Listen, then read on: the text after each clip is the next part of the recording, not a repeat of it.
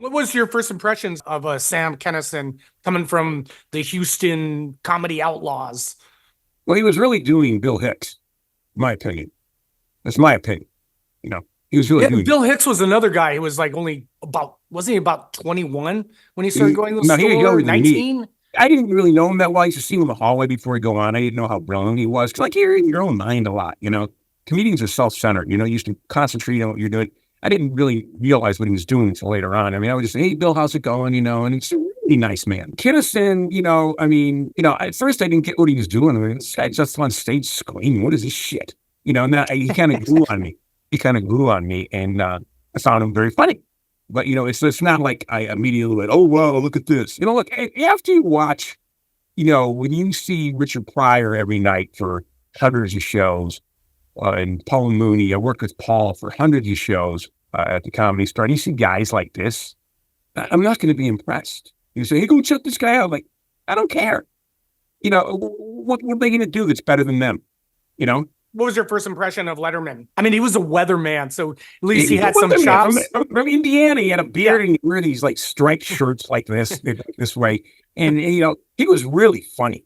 I mean, and it was a sick sense of humor, very dark, very dark. I mean, I still remember his jokes, you know. But did it take a while for him to get his complete like sea legs, or was he like a fully formed comic right out of the box? No, he was like a writer, and I think he was writing jokes for Jimmy Walker. Yeah, wasn't Jimmy Walker the big star? Jimmy Walker the day? made the Comedy Store. Jimmy Walker was a big star, and he had good times. His name would be on the marquee. If it wasn't for, he'd pack the place. He'd come from the studio after he's like taping Good Times and doing all that stuff, and then he had night and perform there and pack it out. They all wanted to see JJ.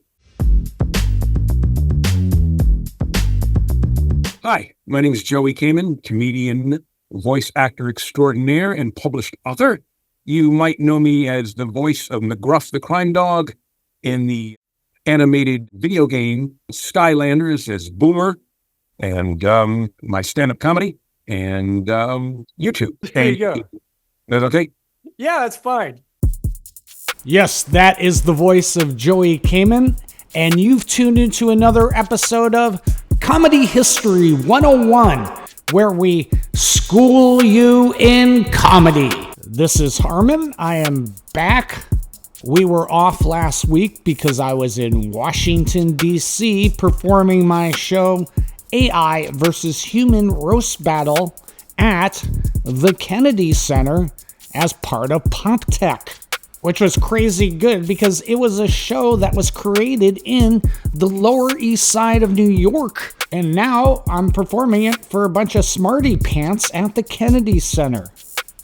And I am excited to have Joey as our guest today because he is one of the original Comedy Store OGs. He was there at the Comedy Store almost right from the start. The Comedy Store opened in 1972, and Joey drove out from Detroit as a teenager and started performing at the Comedy Store in 1974. He became friends with the likes of Paul Mooney and Richard Pryor, and was there to see the origin stories of such comedians as David Letterman, Sam Kinison, Jim Carrey, and has great stories about Cheech and Chong. Joey is also a voice actor who got his start voicing on the Smurfs, and will be in New York City on November 9th performing his solo show, Laughing Through the Pain, at the United Solo Festival. Now, we've done past episodes on the Comedy Store House and the Comedy Store Strike, but Joey is our first guest who is actually there when these events went down, particularly the Comedy Store Strike, which we kick off our conversation talking about, which was a pinnacle moment in comedy history when comedians walked out of the Comedy Store and demanded, get this, that they get paid for performing. But before we jump into the episode, a few quick plugs.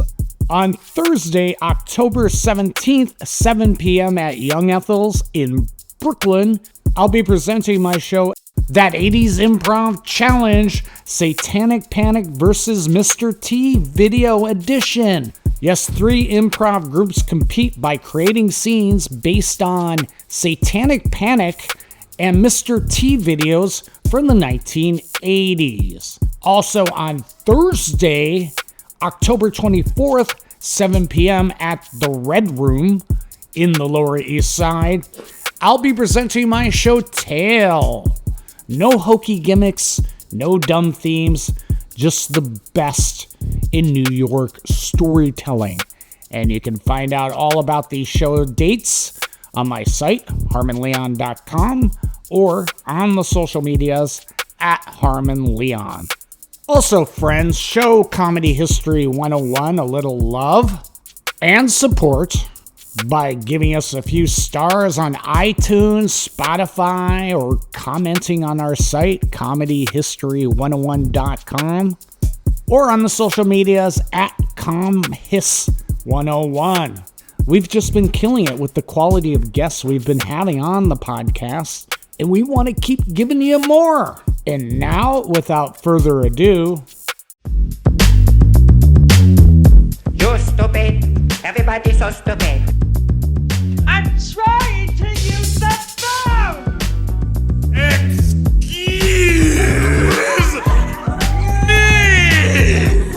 Comedy History 101. I just want to know, is Harmon short for harmony or harmonica? I've been trying to figure that out. Well, it's long for Harmon. It's long. That's where it ends. There's no more continuation onto it. Harm would be a more natural, shorter version. Okay. I'm just joking. You can consider it as Yeah. such. So, hey, first, nice meeting you. You too, man. I mean, we've done deep dive episodes on the Comedy Store strike. We've done deep dive episodes on that crazy Comedy Store condo. I lived through all of it. So you're talking to someone who has a unique history on the Comedy Store. I mean, the strike, I was there, and I knew Lebetkin not well, but it was a fellow comedian, the guy that killed himself. That was 1970. I was 22 years old back then. And I saw a little bit. I looked at some of that, you're talking to people who weren't really there.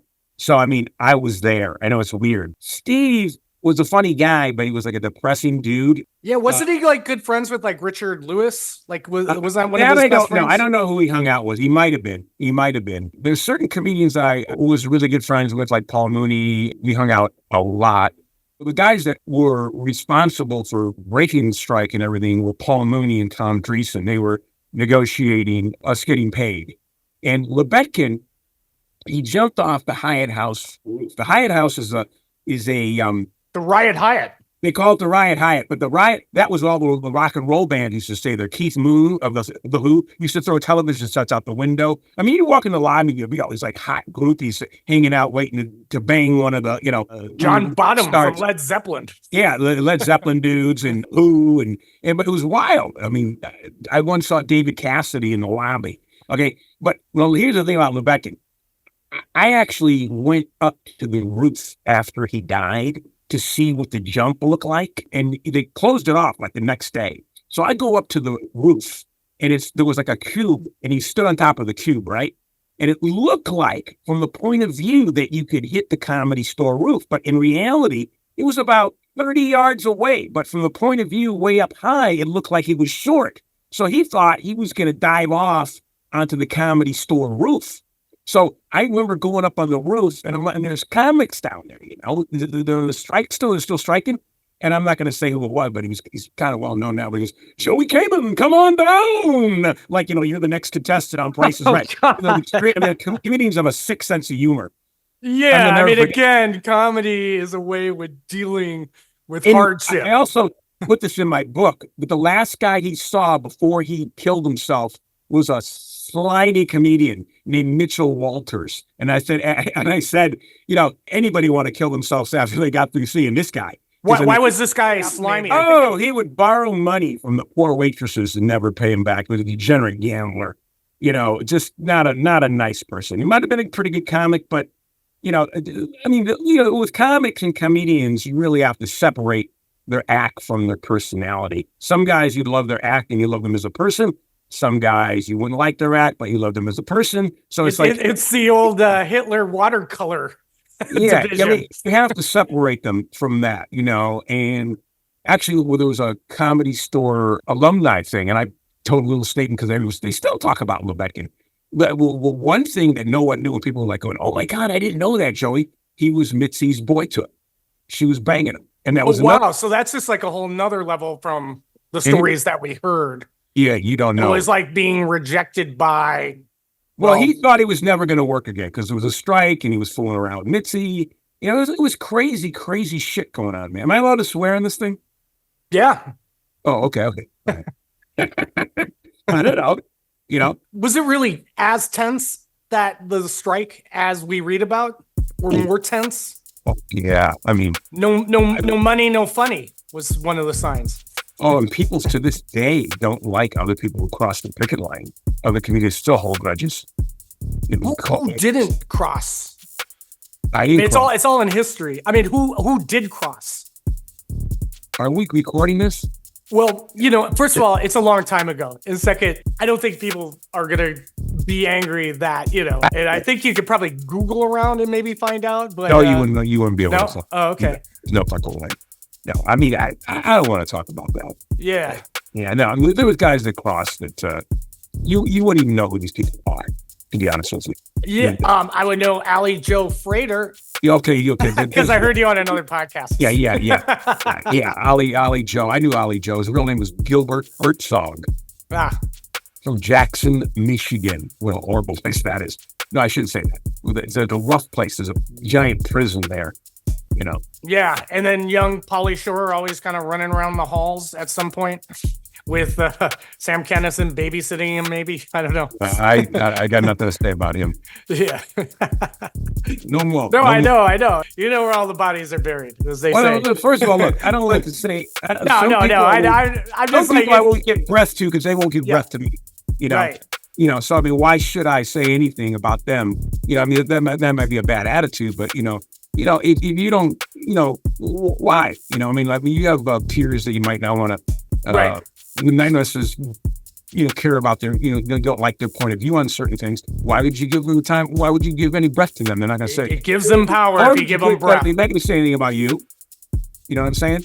And was it Leno that helped end it? I know Tom Dreesen was the foreman. Leno because was like he got hit by a oh my car. God, he was so fucking funny. Yeah. Jay would walk around I like Jay. I like Jay Leno a lot, and he helped me out with certain things back in those days. In fact, when I did the Dynast show, he actually coached me at his house. He's a really great guy. How did he coach you? Just like how to do a talk show? We went over the set together. We went over the set, and then we reviewed the tape after when I recorded it. He was a really good guy. But Jay was so he's hilarious, man. Jay Leno was one of the best comedians I've ever seen in my life. That's the guy who was a star at the Comedy Store. Okay. Jay Leno actually could do 90 minutes and make it look like it was nothing. It was amazing. And he constant laughs, and he still does it to this day, like at the Hermosa Beach Comedy Club, I heard. You know, and he still does it. But Jay was walking around like in like fatigues. He goes, comedy police, comedy. At the strike. He was hilarious. He was, you know, he was making me laugh back then, even just on the street. You know. Oh, and another guy that I was very friendly with, and was good friends with, was George Miller. Yeah, Letterman's good friend. David, that was David's best friend. George Miller, we hung out a lot. He was a pool hustler. He once cheated me at pool, and I didn't know it. I wanted to beat him. When I found out he did it, he cheated me out of $300. I was 18 years old, and I go, wait a minute, he hustles a hustler. He's like, hey, and then the reason I found out he was a hustler, a friend of mine was visiting from Detroit. I said, well, you need to go play Mike, okay? So we went to the same pool hall, and I went, hey, man, He's losing just like that he with was me? at the start. he couldn't make that shot. I got hustled. I picked up the pool cue. I was going to hit him with it in the pool halls over on Santa Monica Boulevard near Sweetser at West Hollywood.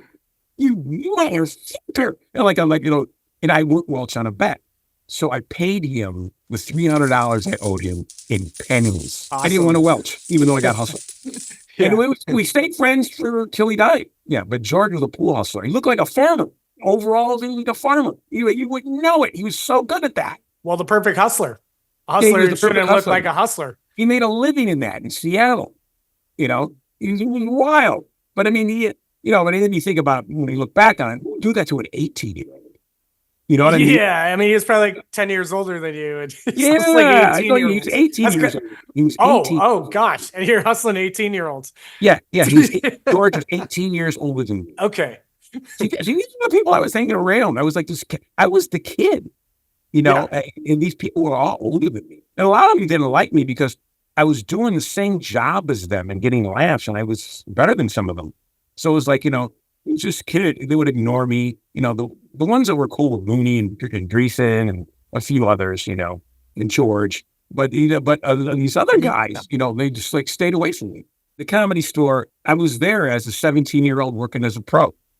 Yeah, so you came out from Detroit. One just footnote on Lebekin, like when we did the Comedy Store episode on this podcast, a couple weeks later, I got an email from his brother, who I think he's like a psychiatrist now, but he found Lebekin's film he made. I think I wrote it down. It was called like Dante Shaco.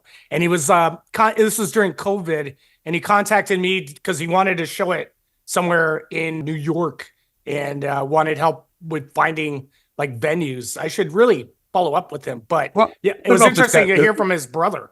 Yeah, that's kind of cool. But I don't know his fan. I just knew Steve as a comic, and I'd see him in the club, and we'd just say hello, and I'd compliment him on a joke or something. And I even remember one of them used to have this joke about he drank a can of Schlitz, and there was cigarettes in there, and he called it Schlitz Lumpy. A silly joke, but he was a really nice guy, but, and no one really knew that he was depressed. I I wasn't really good friends with him. If you work with someone every night, you talk to them, and, you just say hello. And it was a long time ago, dude. The Comedy Store was like, I went there, I auditioned for Mitzi, and... so you came out when you were 17. Yeah, right after high school. Out from Detroit, you and Lily Tomlin, both two Detroit comedians. One with the Iggy Pop, not really a comedian, but they had stooges. Well, another guy from Detroit who I'm still friends with, I met when I was 19, is Willie Tyler and Lester, the famous ventriloquist. Oh, yes. I'm still friends with him. He's from Detroit.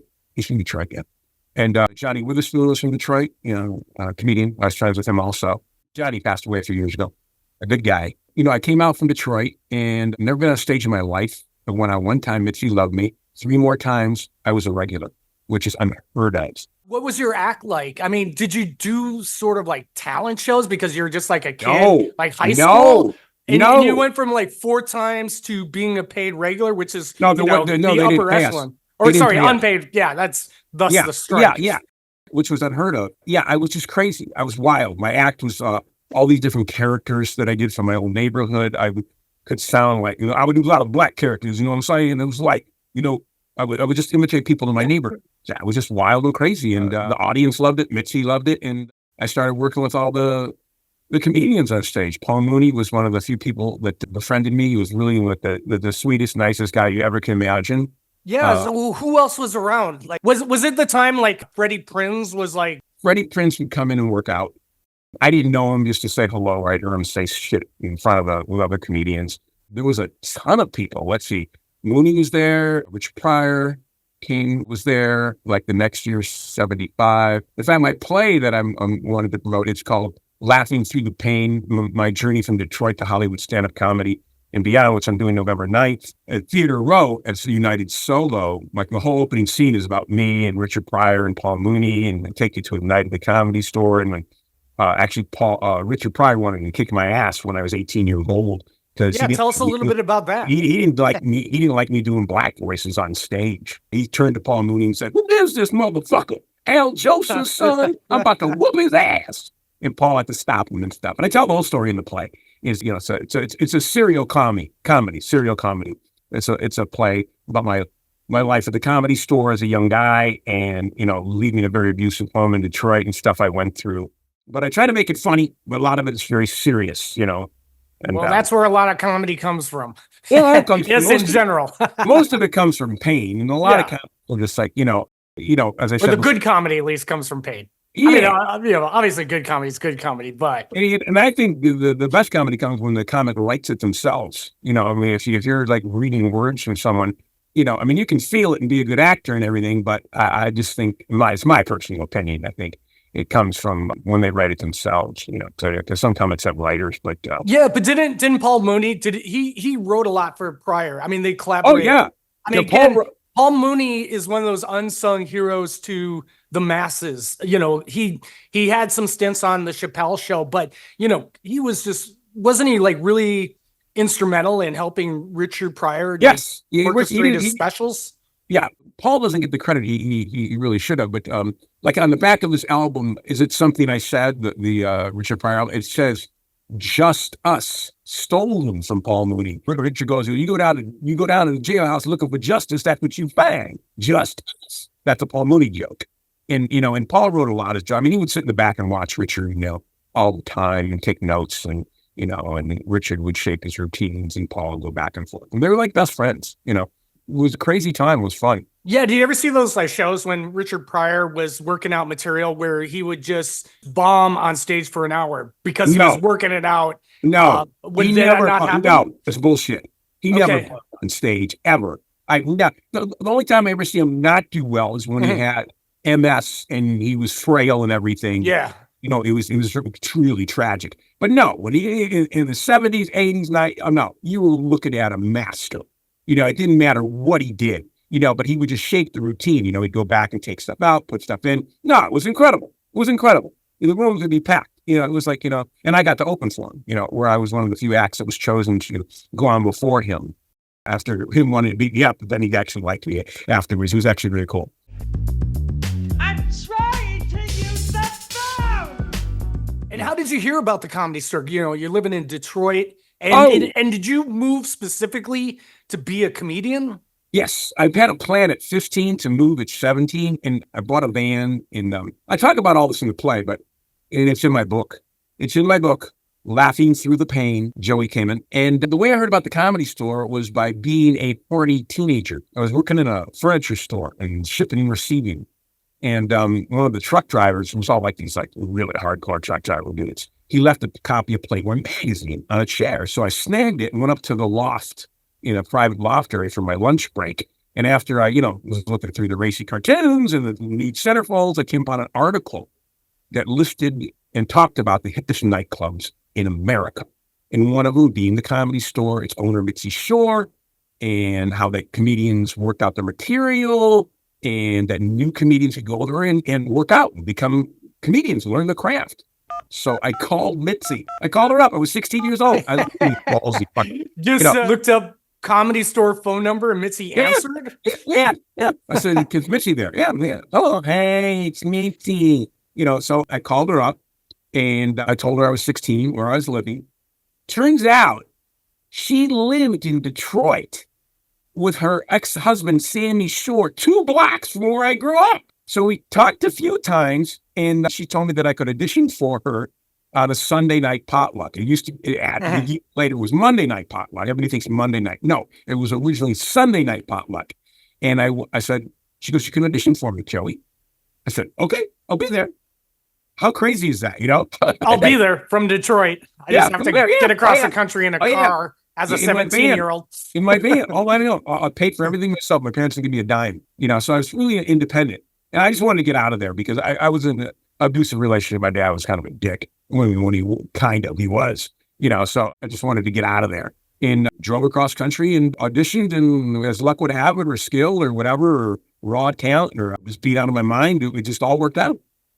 And what was your first impressions of Mitzi? I mean, she's kind of the definition of comedy gatekeeper of that era. Well, see, my whole point of view is a little bit different than a lot of comedians because, I was there. I didn't think of the Comedy Store as any big deal, Was it just being a kid and I'm a kid, fuck it, dude? I just think that, okay, all right, this is what happens. You go on the audition and you become a regular. I didn't know. I just didn't know. I mean, it's being naive or whatever. And then and as the time went on, I mean, I worked there for 25 years, performing there, doing TV shows and voiceover work and all that kind of stuff, films. And, my first impression of Mitzi, she was really, really nice. But then she could be really, really fucking mean. Yes. She scared a lot of people. I mean, I heard the stories on WTF from a lot of folks. I could tell you the shit she would do. Oh my God. Go ahead. Yeah. Go ahead. Yeah, go ahead. Yeah, I want to hear Like, stories. she would fuck with the New York comedians. Why New York? Because they had an attitude. They all thought they were hot shit. They all thought they were hot shit. Oh, I'm going to go there. I'm going to LA. I'm going to beat the comics. Like, oh yeah? Oh yeah? So even big stars, she would just mess with them. Oh my God. Because she wanted to straighten them out. Because you don't go to her club and think it's her house. It's her house. Okay. Yeah. It's 3 rooms. You got the original room, you have the big main room, and the belly room, which is in the belly of the building. It's a little room. I used to tell people, if you don't do well there, she makes you play the roof. Like, what's his name? Dennis Miller. He's at the height of Saturday Night Live. She made him MC a show. And only MC and open, not close the show, nothing. Okay, because she didn't like him. And he's bringing me on stage, and he's whining. I don't even know the guy's whining about me. She makes me MC. And the guy's a big star. He's whining back. I'm thinking to myself, oh my God. So, and then he said some smart ass stuff about me, my act or whatever. And then he didn't get a laugh. And it was just wild. And then she once told me with Gilbert Gottfried, this is hilarious. Most people know it. Oh my God. Gilbert's so beloved and legendary. She made him work the belly room. Okay.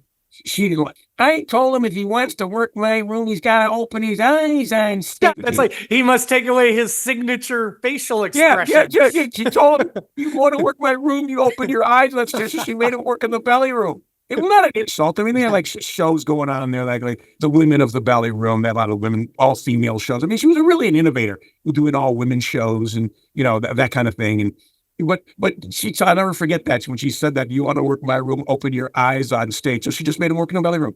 Yeah. You didn't get prime time.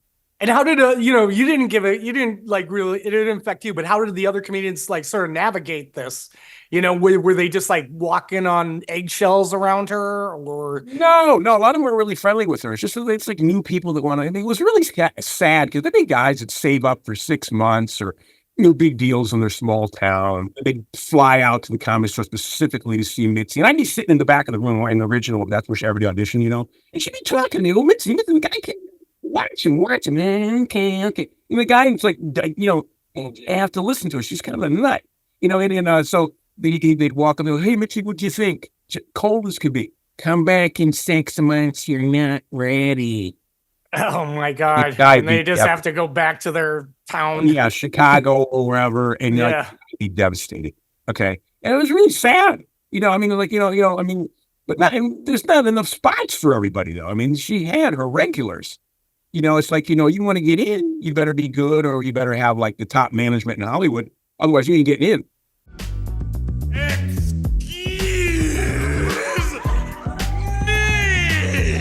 Yeah, and who have you saw that are that are iconic comedians now that were a bit rough around the edges, or secondly, do they all come right out of the box, with skills and tact? Jim Carrey was one of the nicest, funniest people you could ever meet, and he's Canadian. Yeah, he's to this day. I hadn't seen him in over 20 years. This is how nice he is as a person. I hadn't seen him in over 20 years, and there was a few years ago, there was the eulogy from Betsy. All the comedians got together in the main room, and they paid homage to her or whatever, I hadn't seen him in over 20 years, and he sees me in the hall, on the back of the Comedy Store, and he says, from the hall, hey, and he gives me a big hug. I mean, people need to know how he really, truly is a good human being and a funny motherfucker, okay? And he's a super nice guy. And his act was all impressions. He can sound exactly like Lou Rawls. Lou Rawls was in the room. Sammy Davis Jr. I mean, just incredible singing impressions, Jim. Just a great guy. He was there. Just give me a list of names. David Letterman.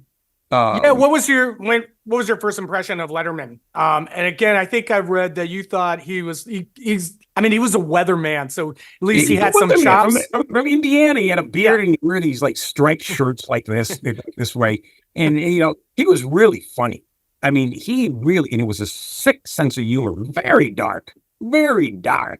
I still remember his jokes, But did it take a while for him to get his complete sea legs, or was he like a fully formed comic right out of the box? No. He was like a writer, and I think he was writing jokes for Jimmy Walker. Yeah, wasn't Jimmy Walker the big star? Jimmy of Walker the day? made the Comedy Store.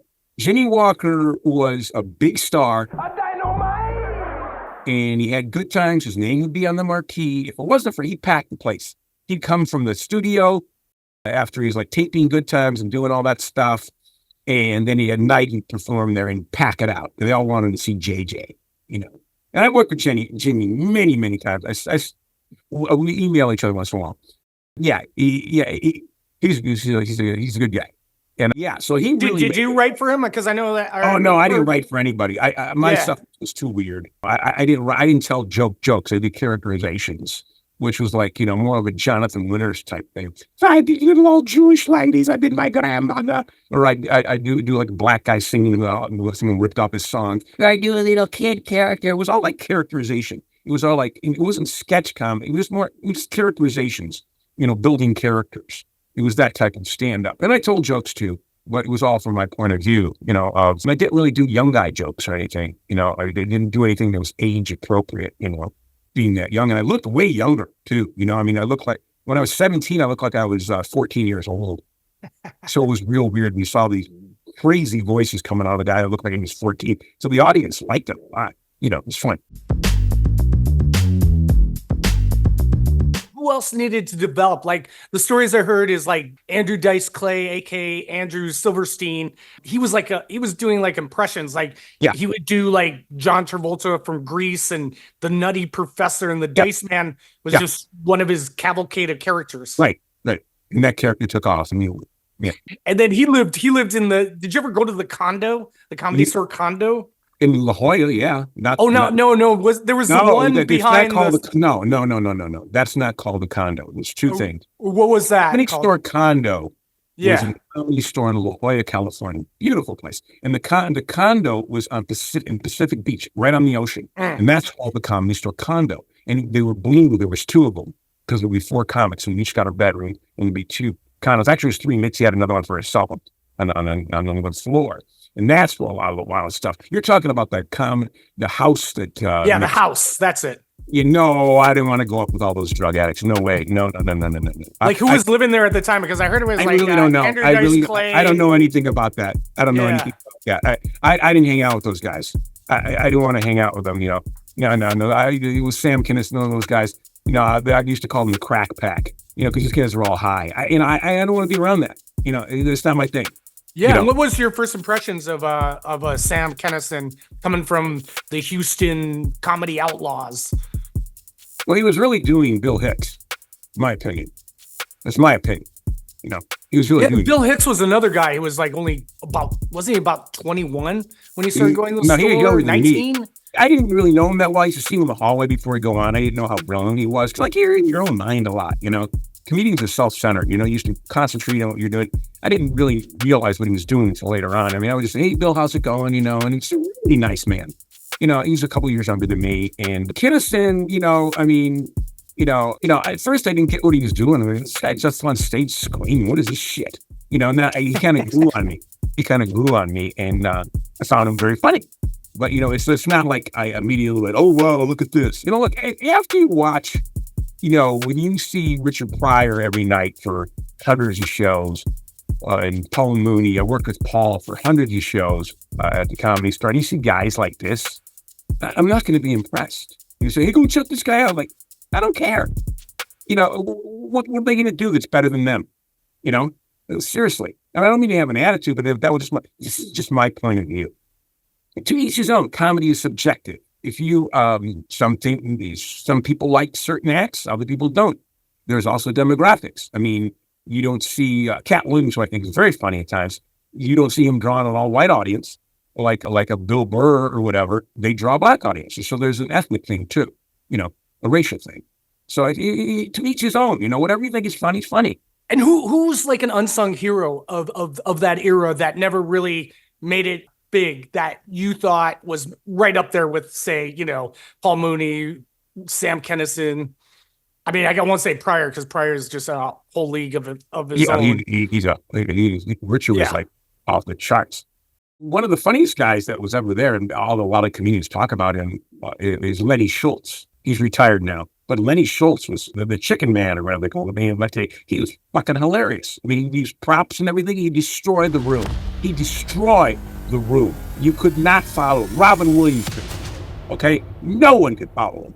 He was incredible. He was a New York City school teacher, and he did this part-time. It's incredible. Oh, he did a lot of TV shows from the '60s on. Letty shows. Very funny guy, nice guy too. Yeah. And what's like the biggest laugh you had at the Comedy Store, not on stage? Me, not on stage? Yeah, like just in the hallway, with just that camaraderie. Well, I tell you, when the funny, this happens to a few people. One of the unsung, I used to talk to audience a lot. I learned like first couple of years how to talk to crowds. Now people don't do that. They get a heckler, they shit their pants. They don't know what to do. They're throw them out, throw them out. They don't know what to say, or they go F you. Real clever. But I remember once there was a woman up on the front stage, on the front of the Comedy Store, and I just said, "Hey, how you doing?" Well, how many months are you along? I said to her. She's fat. Boyfriend or husband, whoever it was, he couldn't stop laughing, and they go, "Oh my god!" That was like one of the biggest. The audience, I was so embarrassed. I didn't know what to say. That got a huge laugh, an unintentional laugh. And I was like so embarrassed. The girl was embarrassed. I mean, first of all, you don't sit in the front row of a Comedy Store and not get picked on or talked to. I wasn't trying to pick on her. I just thought she was like 6 months pregnant or something. She had a round belly, Yeah, but I would have read from your book that you've had like backstage with, I think it was like Tommy or Cheech would do your act for you. Oh, yeah, I met Cheech and Chong. I met Cheech. The first time I met Cheech and Chong, a lot of the stuff I did when I was very young. But you were very young.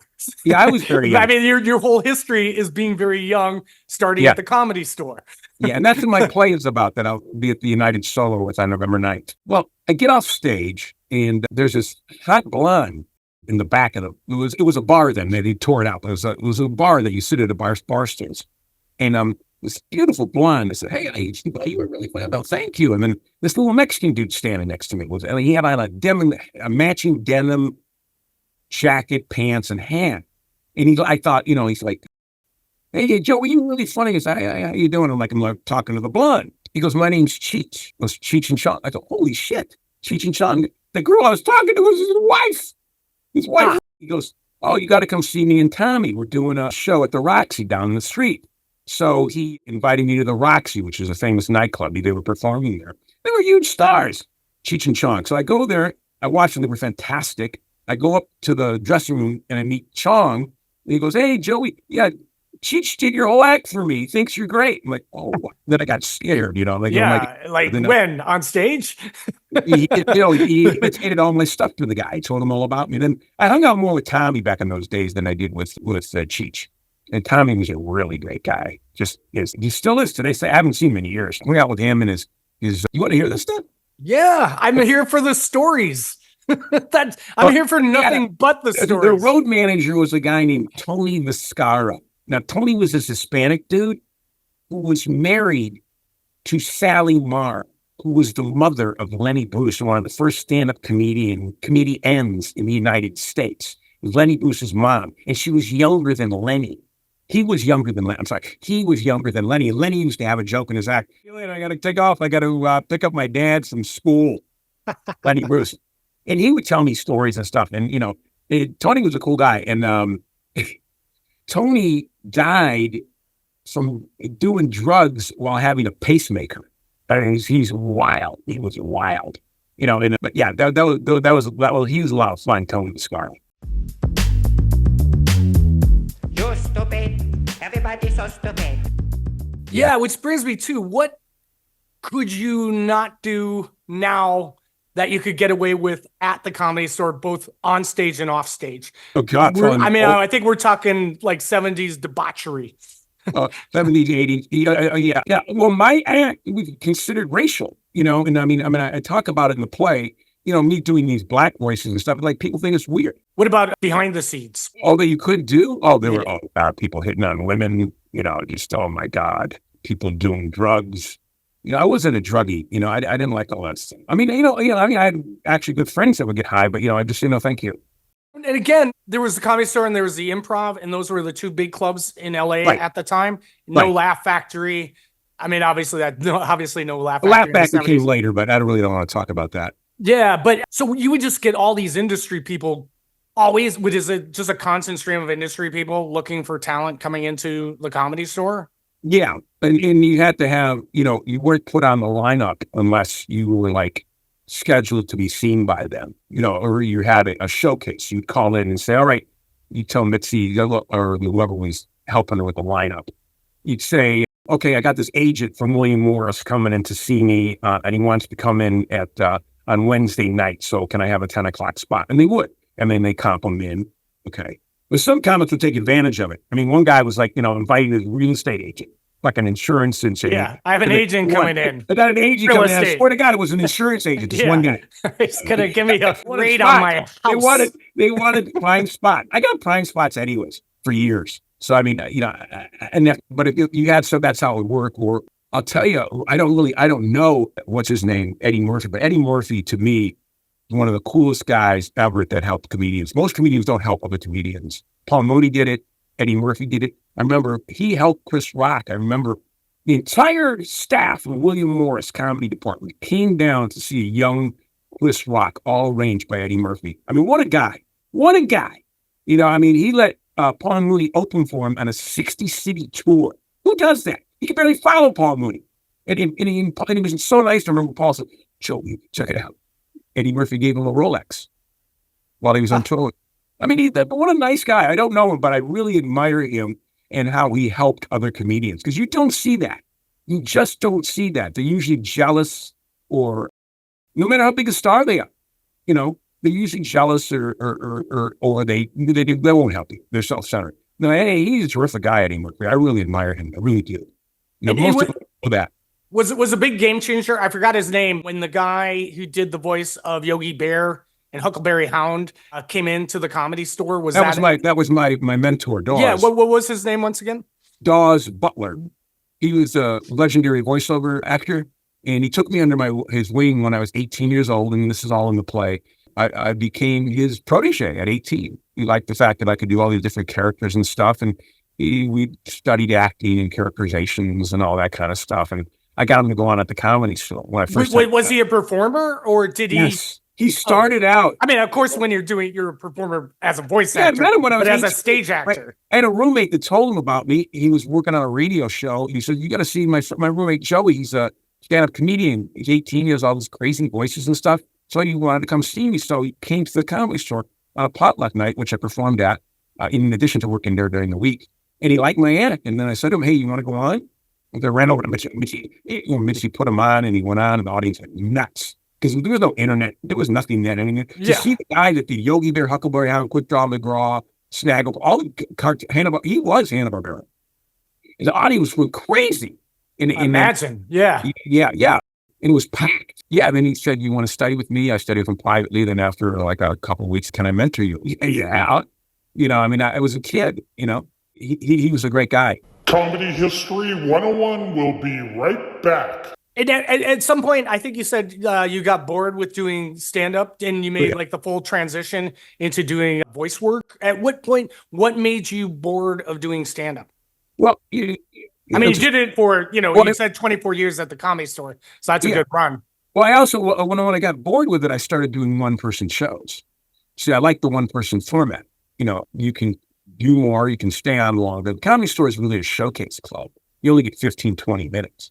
I mean, Mooney got more. Mooney would be on like late at night. Mitzi would have him close it out because sometimes you make the audience walk out. Yeah, you need that too. So he got more time at the end, and then Pryor got whatever he wanted. I got bored because you're doing the same thing every night after night. You only get a small time spot. That's the bad thing about showcase clubs. You can't develop an hour act. You have to go on the road for that, which I did. I used to go on the road. Yeah, you opened for a lot of music acts too, like Boingo and Badfinger. Yep. Dude, thank you. That's the research. Yeah. You can get to do longer time, but showcase clubs, one bad thing about them is that you only can do a short period of time. You can't develop an act. You can't develop hours and hours and hours of material. So you got to go outside of that. Yeah. So I get more with that, and I just started doing one-man shows. I did another one in the late 90s that I put on in New York. I like the format more. It's more fulfilling. Well, it's freeing because you don't have to stay on the one sort of level. Right. You can take people on an emotional journey and all the emotions. Right. You take them on a journey, you tell them a story, and you don't have to be on a show with a bunch of people that aren't at your level or whatever. It's like if you're doing improv with another comedian who doesn't know what they're doing, you end up carrying the whole show. It's Yes. like when you see a couple of actors on stage and one of them's sort of like not that good, and the other one, you look at the good one, and it kind of weighs everything. You know, it's like, wait a minute, that guy's reading his lines, you know, and this guy's a killer, you know. So it's like, you know, it's just a mixed bag. So that's why I'm doing my one-man show, my new play. I call it, it's a serial comic play. I call it a play because it is in a play format as opposed to stand-up format. Even though it feels like it'll feel like I'm doing stand-up when I'm talking to the audience, because naturally that's what I do. Yeah, and what was your first big break in voice work? Was it, well, I'm feeding the question. I'll just throw out Smurfs. Yeah, I became a Smurf. Yeah, and what Smurf were you? I was natural Smurf. And two-part question: what did he sound like, and what? Natural Smurf sounded like this. He was natural Smurf. Okay, now here's the story. The character was on the Smurfs television series for Hanna-Barbera. All right, I get the part, right? So I did like 60 shows or something. And then they said to me, we're going to make a smaller version of him. And normally it would just let me, you know, Raise my voice up higher, right? no, we're going to re-audition you. So with the other people audition.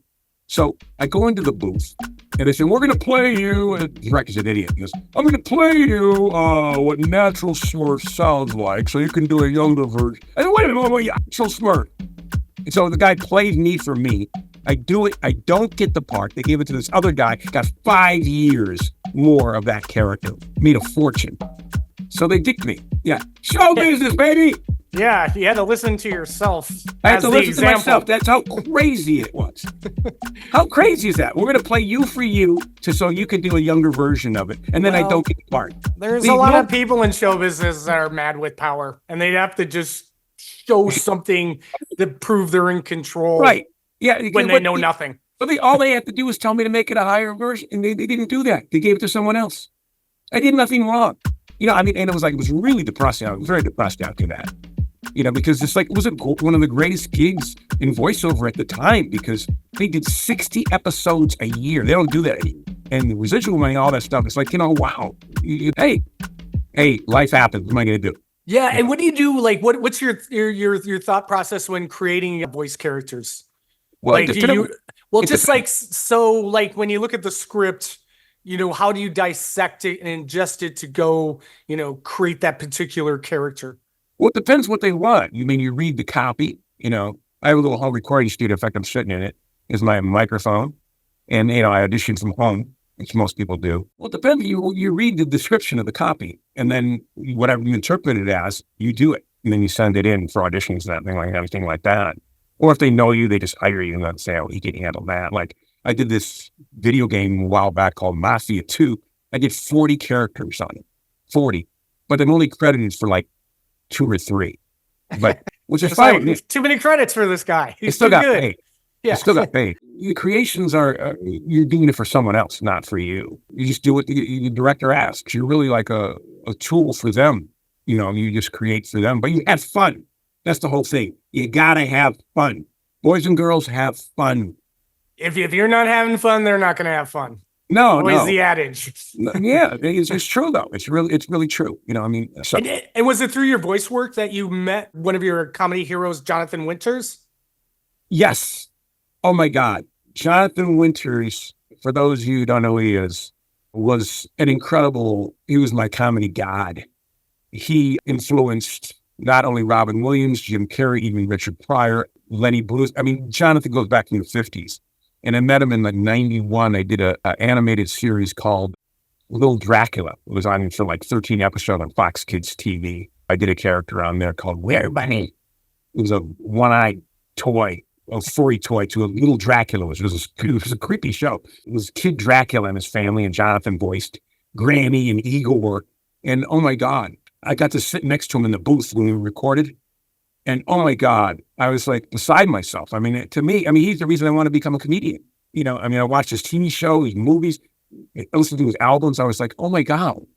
You know, it was like getting whoever your idol is when you're growing up and you saw this. And then he tells stories in between breaks. And I was just laughing my ass off. I mean, it was just, yeah, that was really, he's one of the few celebrities I took a picture with because I wasn't into that. You know, a lot of people like now everybody's doing Sophie, hey, look at me. You don't know him. How many people are going to click because I stood next to a celebrity? Oh, boy. But he was one of the few people that I knew that I got a picture with. I really never was into that much. I guess later on I did. The one that that's the one photo that I just loved the most.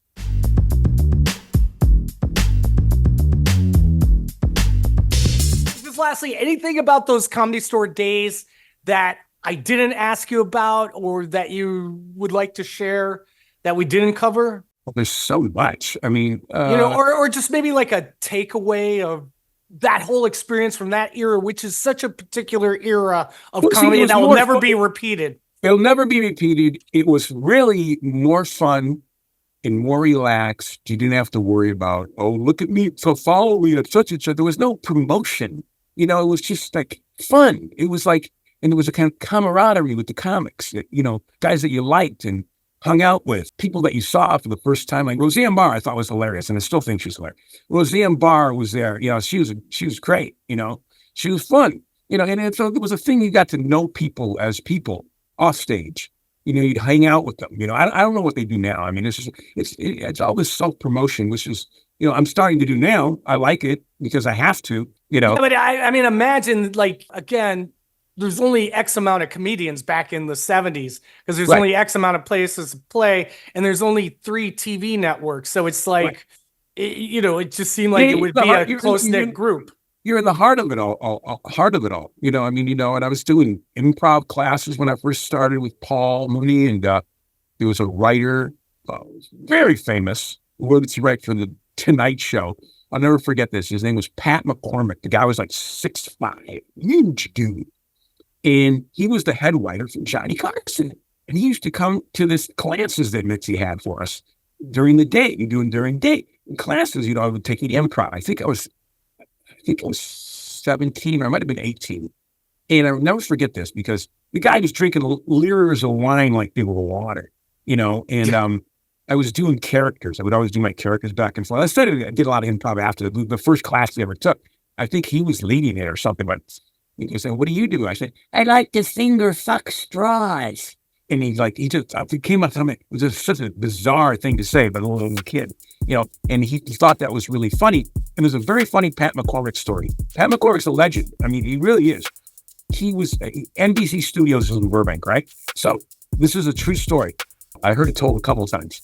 She said, okay, Pat used to go have for a beer or something, whatever, and then he'd come across the street. He'd go back to NBC Studios to write for The Tonight Show. There was this couple from Ohio, and they asked him, how do we get to the 101 freeway? The guy whips out his dick, points to a vein and goes, you go down this street here and take it to he freaked out this couple from Ohio or whatever. Oh my God. Something of a certain era. Yeah. You might get arrested now for that. That's a funny Pam McCormick story. I mean, but he was a nice man. But so I met a lot of people when I was very young that were either famous or became famous, and it was just a different time. I mean, you won't see that yet. You won't see them hanging out even. You won't see them having lunch. I mean, for years, Paul Mooney, Shirley Hemphill would go out to eat afterwards. That was one of your first good friends, Shirley Hemphill. From Shirley Hemphill and me auditioned for Mitzi on the same day, the same night, October 4th. Yeah, we auditioned the same. She became famous very quick, very quick. Within a year, she had a sitcom contract, for what's happening. I don't know how many people are going to understand this stuff because it's a long time ago. I'm sure comedy aficionados will know what I'm talking about, and others won't. Well, thus the podcast Comedy History. Yes, Comedy History. That's the whole point. They to will span the course of comedy history. Yeah, with references that they might get or they might not get, but there's always Google and ChatGPT that can help them out in the end. Right. So those are the people we used to hang out all the time. And I mean, when I got so many stories, really, I swear to God, that people have not heard because they're my personal stories with these people. And some of them were pretty wild.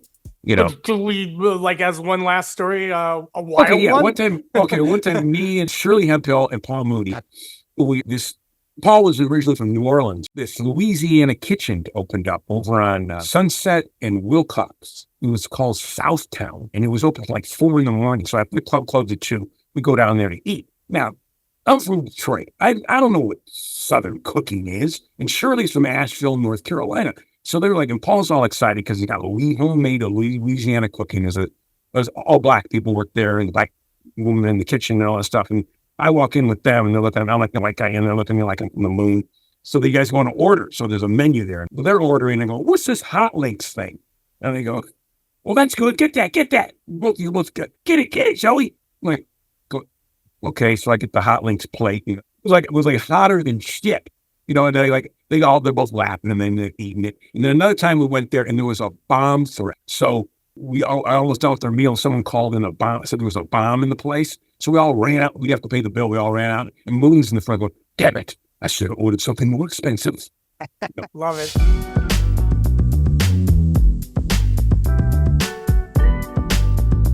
Oh, shoot. I forgot to ask you about the Richard Pryor show. Oh, yeah. Yeah. So tell us, I mean, again, only iconic show lasted 4 episodes, I believe. Yes. It was legendary.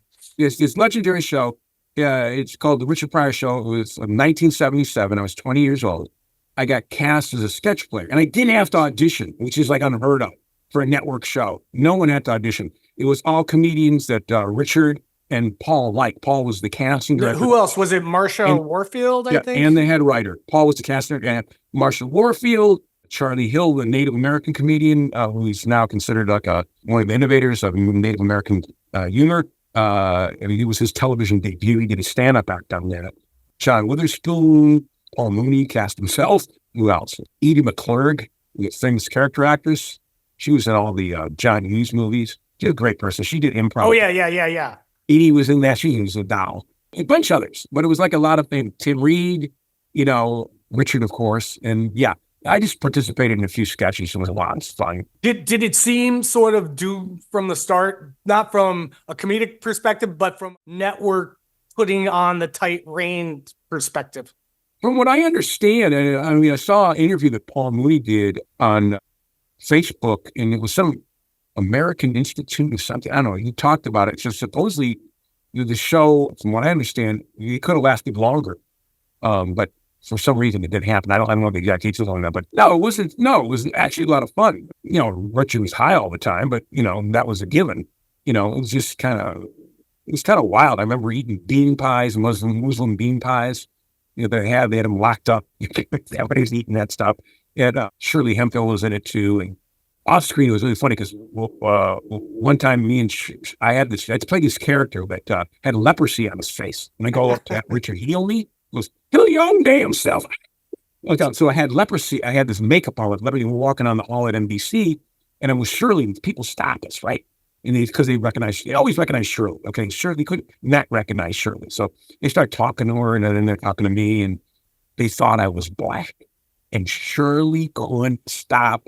Anytime something would not embarrass me, but some word that would happen, she would just howl right in your face. It was always fun being around Shirley. I mean, she's like, any girlfriend I bring by, how old are you? What is that girl, Joey? She's like trying to embarrass me. She's really funny. She's really a good person. I stayed friends with her till she passed.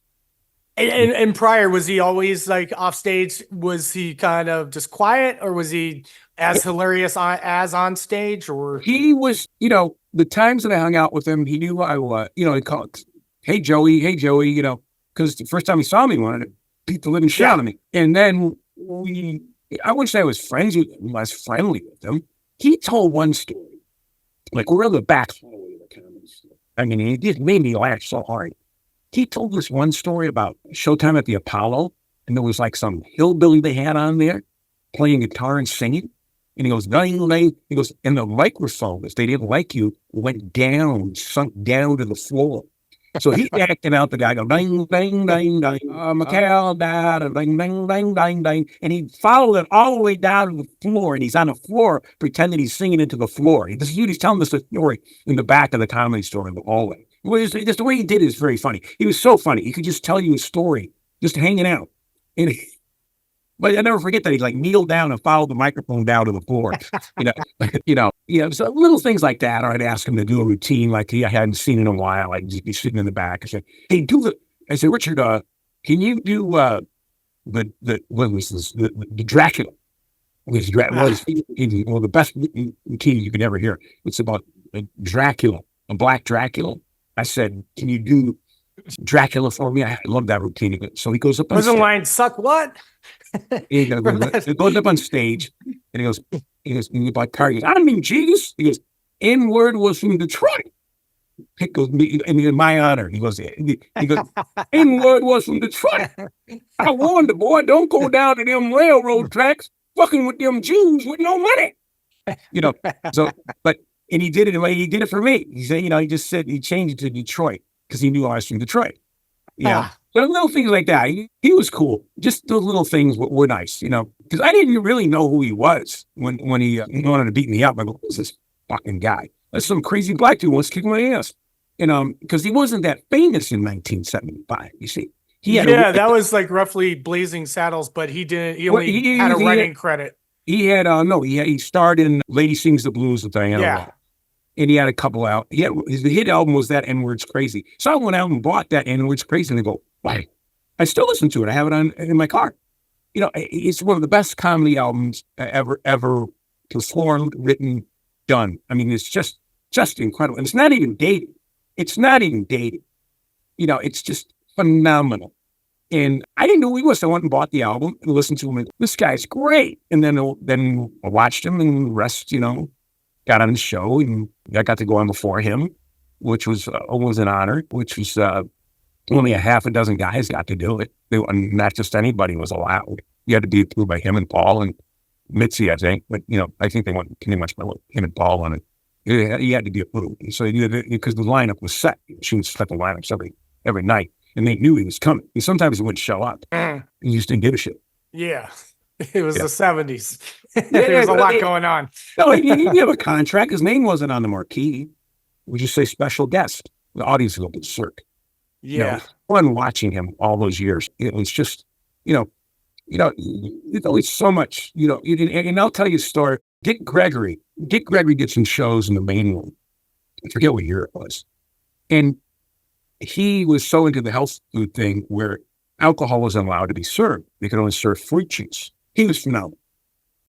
Dick Gregory's like early 60s stuff hasn't really dated. It's like, again, like as a stand-up, Let me tell you what I saw. By far, he's up there with like Lenny Bruce, What I heard was, you heard when he would speak and his tonations and his vernacular and everything, you heard traces of Cosby and Pryor. But what you were really hearing is Cosby and Pryor doing him. Yeah. They were influenced by Dick Gregory. So you hear this, the way he sounded, like, wait a minute, it sounded kind of like when Bill Cosby said something. Wait a minute, that sounded like how Richard Pryor said something. But Richard Pryor, Bill Cosby, influenced by Dick Gregory. And that was fascinating to watch. I only saw about 2 or 3 shows. I think that might have been in the 80s. Yeah, and that was really cool to see, because, I've always kind of studied comedy. He was like the Jackie Robinson of comedy because he was like the first to play the Playboy Club in like, I think, 62. Yeah, Dick Gregory, but then he got kind of nutty towards the end, well, not that everything was a conspiracy theory, but, he was like the old wise man. I never met him. I just saw him at the club, and he never had any interactions with him or anything. And Mort Saul played there. I got to meet him a few times too. A friend of mine was buddies with him, and he'd come over to his house and I talked to him. Yeah, he was considered edgy back in the day because he wore a cardigan sweater on stage. Yeah, well, he was like that's what made him edgy. Like back in the Purple Onion days I'll in tell you, San Francisco. Mort Saul was at my friend Ross Schaefer's house. Ross Schaefer's a very funny comedian and was talk show host. He took over the Late Show for Joan Rivers. And we'd go to his house, and Mort Saul would be there, and we'd talk. And he said, he wrote jokes for Kennedy, the Bush administration, both the Bushes. And he told me, he said, this is kind of funny. He said, this was right around time that president was George W. Bush.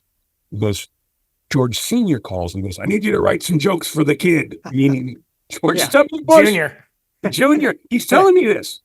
He's telling me this. You know, and then he goes, I listened to a 5-hour speech from Castro. I mean, he's really into the politics thing. I mean, I think he was in his 70s at that point when I would talk to him, you know. Yeah, he was like the original Daily Show, like bringing the headlines out on stage. Right, yeah, but that was quite fascinating to hear him tell that stuff, what he was doing, and just a normal conversation. But pretty wacky. I mean, we had to be wacky anyways to want to be up on stage all the time. You know, you got to have like some twisted party, you know, to want to go on stage. Yeah, to make strangers like you every night. Yeah, I mean, you know, people have their duality, the yin and yang. So, you know, it's just kind of par for the course. Just a few last questions here. Where can people find out more about you and come see your show? Well, United Solo, you can go to unitedsolo.org/shows, and you scroll down to November 9th, and you'll see my link, Joey Camen, Laughing Through the Pain, my journey from Detroit to Hollywood stand-up comedy and beyond. It's just one night, November 9th at 7 p.m. It's a serial comedy, playing one night only in New York City. Show is called Laughing Through Pain. It's all about Joey's journey from Detroit to Hollywood stand-up comedy and beyond. What's the theater? I'm out here in Brooklyn. It's Theater Row. It's Theater Row in New York City. Oh, yeah, it's 410 West 42nd Street, New York, 10036. Pretty famous, I guess. Isn't Theater Row's pretty famous, right? Well, it is sort of near the Broadway, yes. Yeah. So it's, they have a little area. I think they have a nickname for it. It's called Broadway. Yeah, Broadway. Is it really? I didn't know that. Yeah. That's how There's a bunch of theaters. They say we should maybe come up with an overall reaching name. They came up with Broadway. Well, it's weird because people think I'm from New York, even though I'm not. You know, just due to my energy. Well, Detroit has a little kind of crossover, almost East Coast. Well, no, it's really it's still Midwest. Yeah. Midwest. People think, but they always think I'm from New York for some reason. I don't sound like I'm from New York, but I guess I look like I'm from New York. Well, I don't know. Yeah. And then where can people find out more about you? Like the website and all that? My website is voicecomic.com, which is my voiceover website. And there's links to like my books and that kind of thing. My books and my Wikipedia page. Or you can just Google Joey Camen, you know. But the show is the one of the most important things to me now because it's my New York debut with the show. So it's the world premiere in New York. I'm really looking forward to it. It's going to be a lot of fun. United Solo, for those you don't know, is the largest solo festival in the world. And I'm very excited to go. Very excited to be there, you know. I mean, we love our theater out here. So yeah. You're in New York proper. Yeah. Well, I'm in Brooklyn, so yeah. Brooklyn. Hey, forget about. Yeah. Me and Andrew Silverstein. There's things I won't say. People try to get me to say mean stuff. I'm like, no. I have to wait until they're dead. Joey, love the stories, man. Oh, thanks. Yeah, it's such a great piece of comedy history. Congrats on the book and the show, and let's keep in touch. You too. Take care. Bye.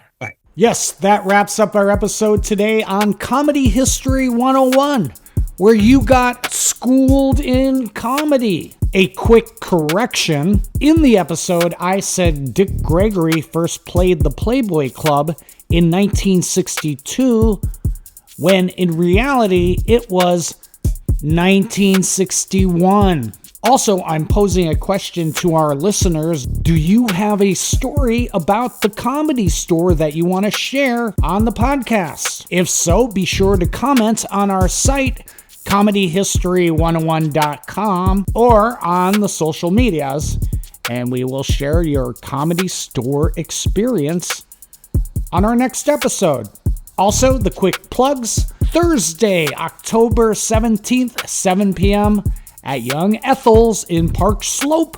That 80s Improv Challenge, Satanic Panic vs. Mr. T Video Edition. And on Thursday, October 24th, 7 p.m. at the Red Room in the Lower East Side, Tale, NYC's finest storytelling. And you can find out all about these show dates at my site, harmonleon.com, or on the social medias at harmonleon. And until next time, bye-bye. You're stupid. Everybody's so stupid. I'm trying to use the phone!